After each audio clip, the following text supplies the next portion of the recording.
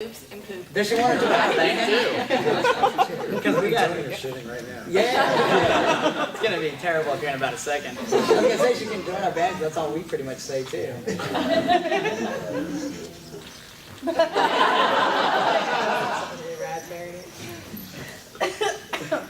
Bad influence. You haven't done this in a while. Do people ask questions? Or? No. No, just go ahead and tell the story. Tell the story. Go ahead, man. It's They like can trying to ask tell a questions. joke. You just forget all the jokes all of a sudden. It's like, I don't know. You can ask questions. You guys if can you have ask. any questions. Yeah, well, any questions from the gallery? Well, why don't you all tell the story you told me just recently about that one city in Georgia where you found a way to get paid? Oh, that was in That was in Texas. Was it Oh, was Texas? that the text you sent me? The Not a Houston warning? show. Yeah.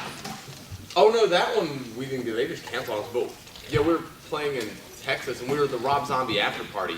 So it was a free show. If you left the Rob Zombie thing with your stub, you could just come into our show for free. We were attached to their place, and so at the end of the night, I can't remember. We were supposed to get paid whatever amount, and Jack came up and hands Tony an envelopes. He does all our business because he can be mean and I can't. And says thank you. And Tony's like, whoa, and he counts it and it's like well short. It's well short. Hundreds of dollars. Well short. And Tony's like, nah, man, you need to get the rest of our money. And the guy's like, well, I don't have it. And like, well, how did you think you were gonna make it? It's a free show. Like, you should have had this all set up before we got here.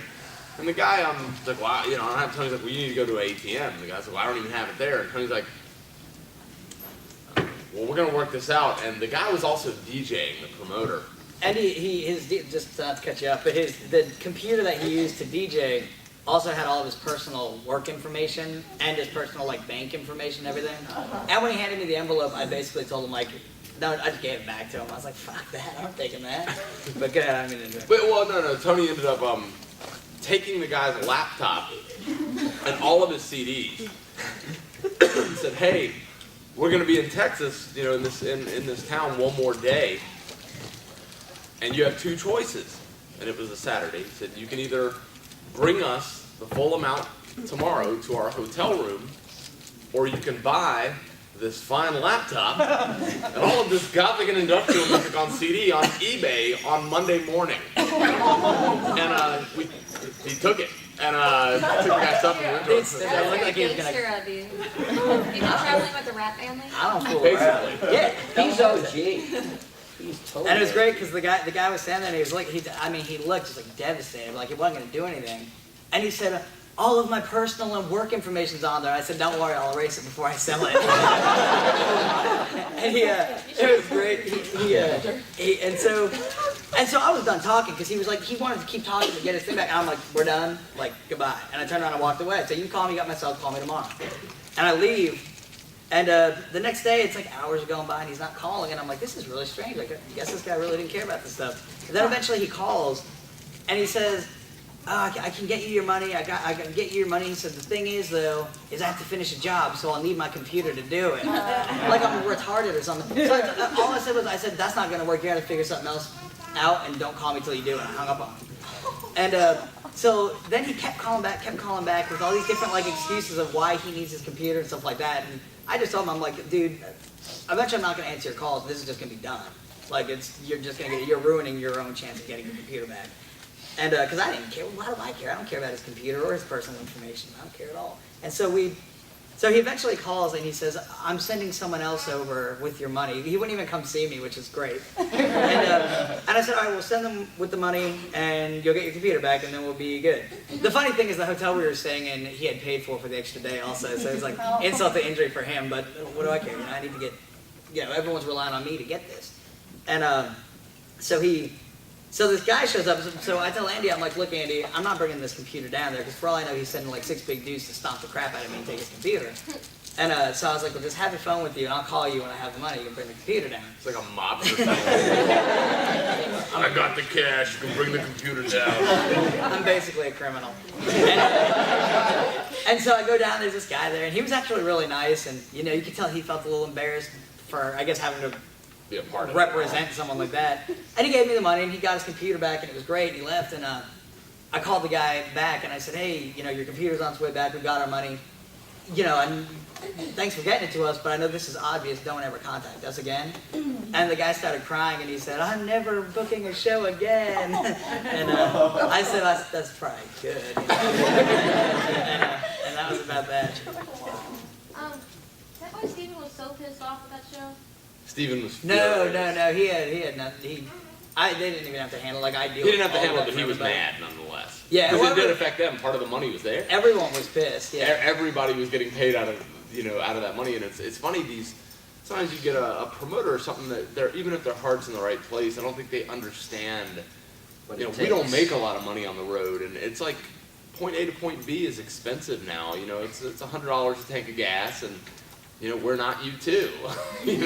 That's for sure. And so when they come to you, then, and it's rare. Most promoters come through. Most of the time, it's no problem at all. But when they don't come through, it's actually kind of scary for us. It can be devastating financially. Yeah. Yeah, and I always feel like crap because if we're on the road and we're headlining, I pay everybody, so everyone's looking at me like, where's the money?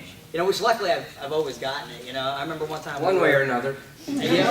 I remember one other time we were at a show, also in Texas, and this guy came up at the end of the night, and it was a great show, and it was a ton of people, but he tried to be like, I don't have the money, and which I didn't believe at all because he was at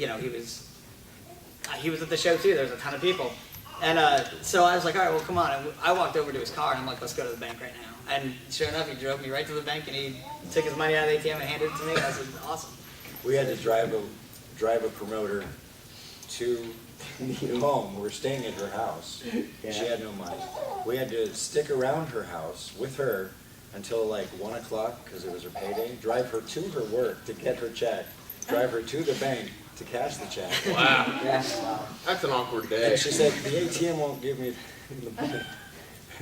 Then she went into the bank and got the money. And then we had to drive her back home. See, And To the next show. And no, you don't drive back home. She gives you the money, and you say, now you're fucked, bye. Like, I would never On do the that. opposite end of that, we had a gig in New Orleans one time, and They the paid you promoter too tried much? to, no, he kept trying to pay me again and again and again after he had already paid me because he was that drunk He he was that couldn't drunk. remember that he just needed to pay.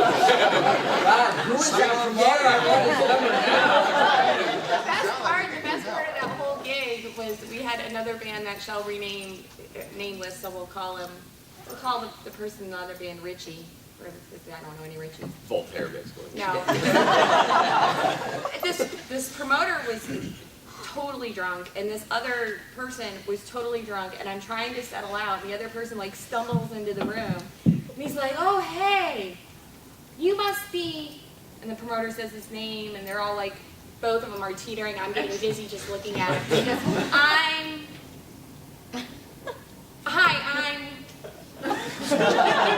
and he couldn't remember his name.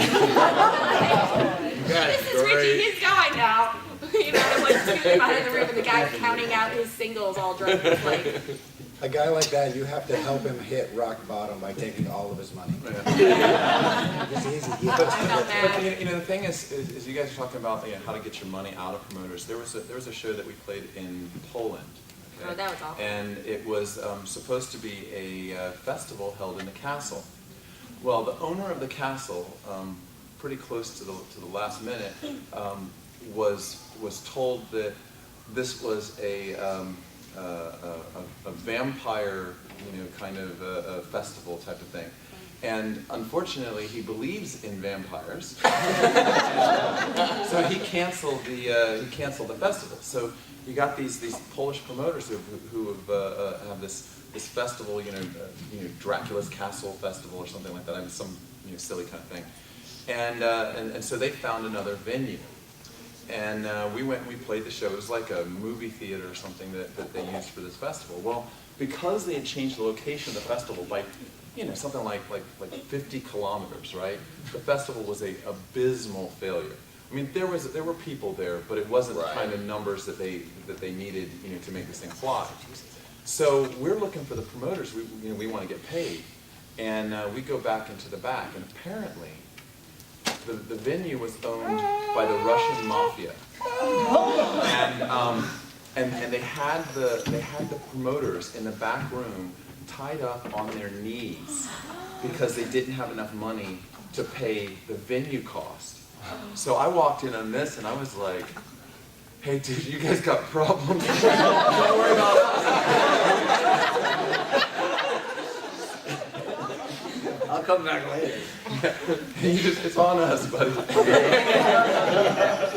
If it's not getting paid or not getting paid, it's accommodations. There's really three kinds of accommodations that you get when you're in an indie band like we all are. You get a hotel, which is awesome. Then you get somebody's house on their couch and they have lots of cats. That's not always so awesome unless, if you're allergic to cats or whatever. And sometimes it's the floor or something like that. On nights like that, I would usually just choose to sleep in the van. It was just more comfortable. And then there was this gig that we did in Illinois. Now, we've been to Illinois. The first time I've been to Illinois was Chicago, and in my mind, Illinois is Chicago, urban environment. Most of Illinois is not that. And we got hired to do a Christian festival called Cornerstone. That wasn't the one. I thought he was looking at me. I'm like, No, it was on that same tour. It was like the night after or the night before. Remember? Are you telling the funny story or the dumb one? I don't know. Probably both. the dumb one. Yeah, well, Anyway, we got this one gig that I think was the night before or the night after the Cornerstone Festival, and this guy had rented out this hall, and it was just hot and dank and humid, and it was a weird vibe because we've never really been a Christian band, but we've all